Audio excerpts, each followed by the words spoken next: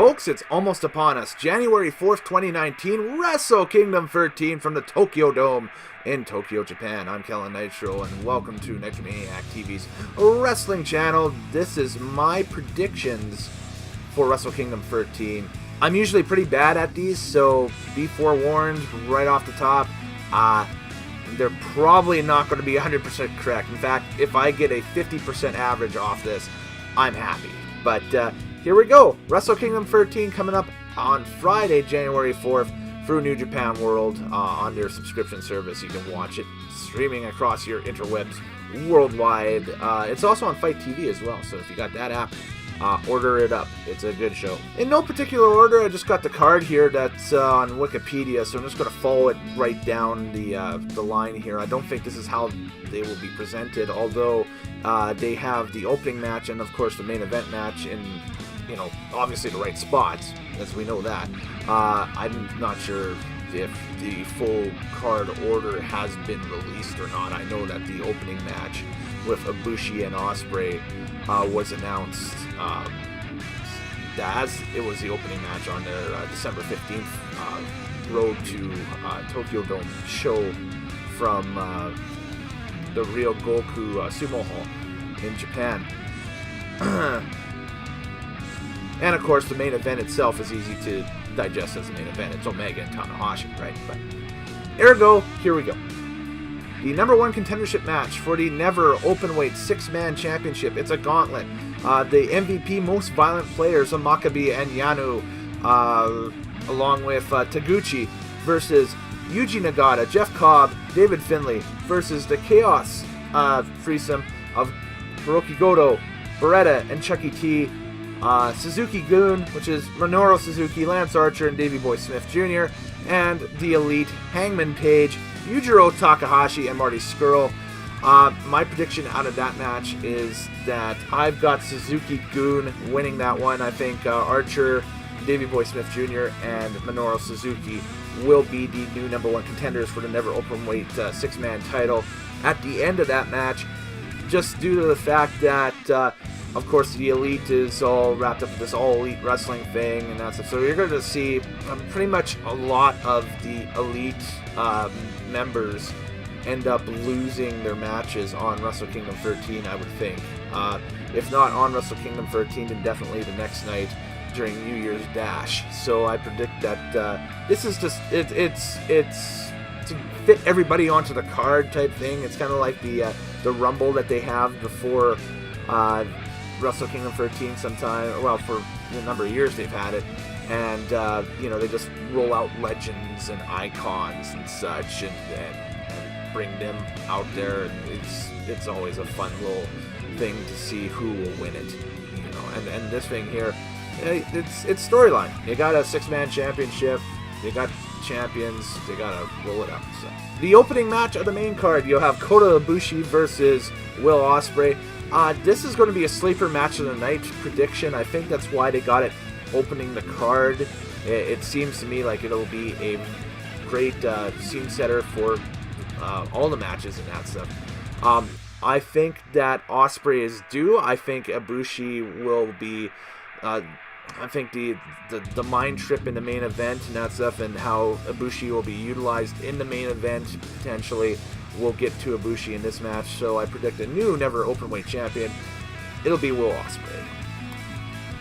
Freeway tag team match for the IWGP Junior Heavyweight Tag Team Championship. You have Kanemaru and Desperado, the champions from Suzuki-gun, taking on Roppongi 3K, Sho and Yo with Rocky Romero, and LIJ, Bushi, and Takagi, the Dragon. It's going to be a great match for sure. There's no sleeper match on this card. All of them are just sick main event anywhere on planet Earth type matches, which you'll get, with the big cards, with your Wrestle Kingdoms and your WrestleManias and SummerSlams and such. This one is the hardest for sure to pick a winner, just because all these teams are so evenly matched going into it. I'm going to go with Roppongi 3K here. I think that Chaos is going to clean up at Wrestle Kingdom this year. I really do. I think that this will be the show that really turns things around. So we'll see what happens, but Roppongi 3K, Sho and Yo, I believe, will walk out with the Junior Heavyweight Tag belts. I think it's the RPW British Heavyweight Championship, but anyway, it's Zack Sabre Jr. versus Tomohiro Ishii. Ishii is the champion going into Wrestle Kingdom, and this will be an amazing match just due to the fact that you got Zack Sabre's technical prowess and abilities and how great of an in-ring performer he is versus Ishii, who's like Rick Steiner back in the early 90s, except potentially maybe even tougher, if that's even harder to believe. I think Zack Sabre Jr. will probably walk out with the belt at the end of this one. It's going to be hard-hitting. It'll be a solid, probably 20 to 25-minute match. And again, another potential show stealer. There's about 3 or 4 show stealers that are booked on this card already. And I can't wait for Friday. It's going to be great. IWGP Tag Team Championship on the line. You have the Gorillas of Destiny, Tama Tonga and Tonga Loa, who are the champions, walking in against Sonata and Evil of LIJ and the Young Bucks, Matt and Nick Jackson. This is a triple threat freeway tag team match. Well, not triple threat, but freeway tag team match, I should say, for the IWGP Tag Team Championship. This again, show stealer. Like, man, just again, show stealer. I think for certain that the Elite Bullet Club feud will come to a head during this match. And I think the big benefactors will be the LIJ tag team. So I see Sonata and Evil walking out with the IWGP tag belts at the end of that one. IWGP US Heavyweight Championship on the line next as the champion Cody takes on Juice Robinson.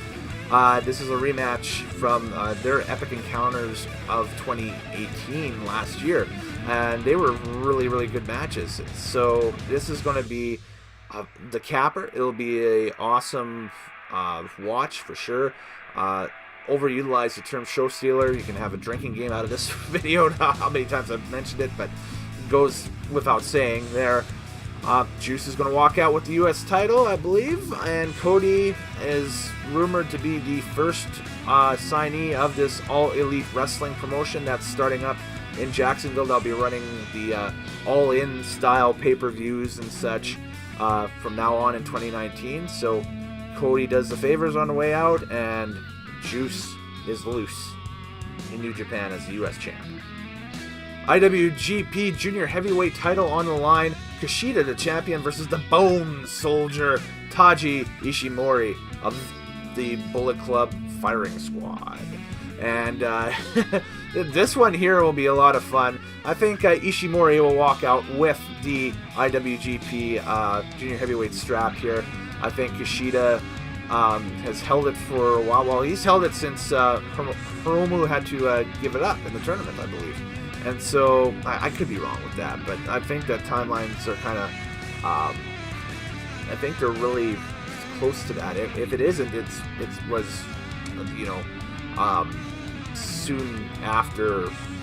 Yeah, I really can't think about that because, Ospreay was involved in that, and Marty Scurll, and so, I mean, it's like, I'm still sticking with that. I think Ishimori is going to walk out with the IWGP Junior Heavyweight strap. The special singles challenge, Kazuchika Okada taking on Jay White.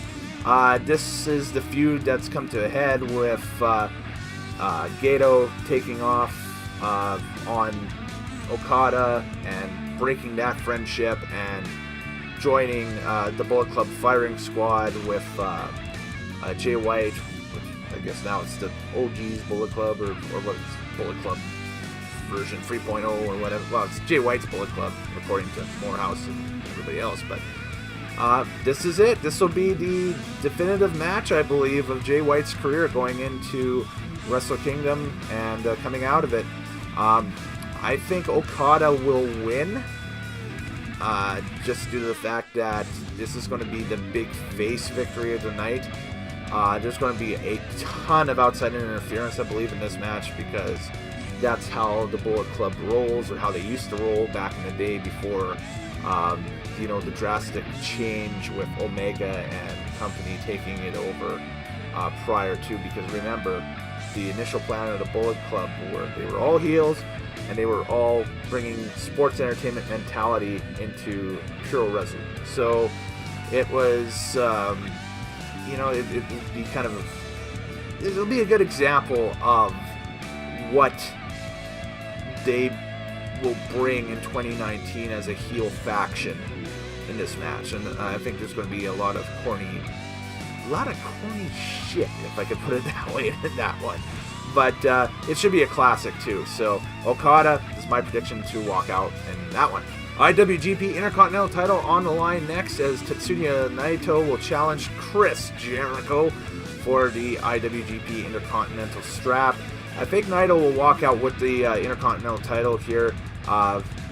However, the belt itself, I think, has been elevated with Jericho holding it. Just even though Jericho hasn't really wrestled on a lot of the New Japan shows with the belt, the fact that he's walked out in many public appearances with Fozzy, with the podcast he's got and everything, and that his name has been associated with the IWGP Intercontinental title, and he's a household name. Everybody outside the wrestling world and inside the wrestling world knows Chris Jericho. So it's not been a failed experiment at all with this. I think Jericho with the Intercontinental belt has been a huge success with New Japan, and I anticipate that Jericho's next move might be with this All Elite Wrestling promotion in Florida.